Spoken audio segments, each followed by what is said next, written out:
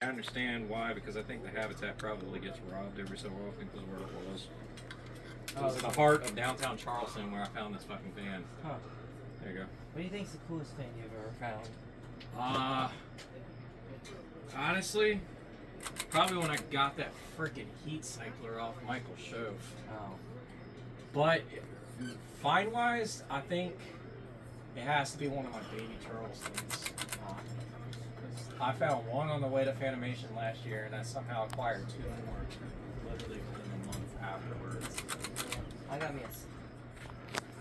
Didn't you get a couple antiques out of some like restaurant? Yeah. It's been a project. I haven't gone fiddled with them. I don't know much about it.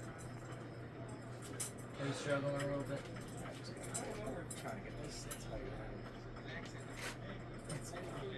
What?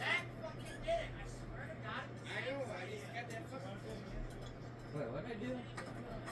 I didn't hang him up. Hang him the wire. What did I do? What did I do?